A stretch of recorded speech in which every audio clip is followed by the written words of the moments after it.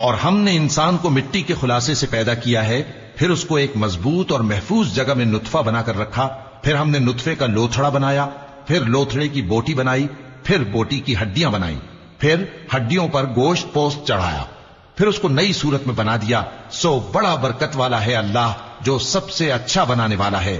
پھر اس کے بعد تم مر جاتے ہو، پھر قیامت کے روز اٹھا کھڑے کیے جاؤ گے، اور ہم نے تمہارے اوپر کی جانب 7 آسمان پیدا کیے، اور ہم خلقت سے غافل نہیں ہیں۔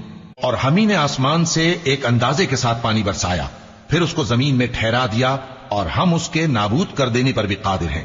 پھر ہم نے اس سے تمہارے لیے کھجوروں اور انگوروں کے باغ بنائے، ان میں تمہارے لیے بہت سے میوے ہوتے ہیں، اور ان میں سے تم کھاتے ہو۔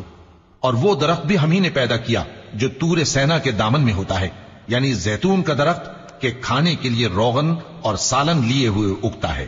اور تمہارے لیے چوپایوں میں بھی عبرت ہے کہ جو ان کے پیٹوں میں ہے اس سے ہم تمہیں دودھ پلاتے ہیں، اور تمہارے لیے ان میں اور بھی بہت سے فائدے ہیں، اور بعض کو تم کھاتے بھی ہو، اور ان پر اور کشتیوں پر تم سواری بھی کرتے ہو۔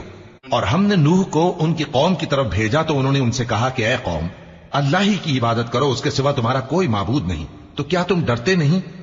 اس پر ان کی قوم کے سردار جو کافر تھے کہنے لگے کہ یہ تو تم ہی جیسا آدمی ہے، تم پر بڑائی حاصل کرنی چاہتا ہے، اور اگر اللہ چاہتا تو فرشتے اتار دیتا۔ ہم نے اپنے اگلے باپ دادا میں تو یہ بات کبھی سنی نہیں، اس آدمی کو تو دیوانگی کا عارضہ ہے، تو اس کے بارے میں کچھ مدت انتظار کرو۔ نوح نے کہا کہ پروردگار، انہوں نے مجھے جھٹلایا ہے، تو میری مدد کر۔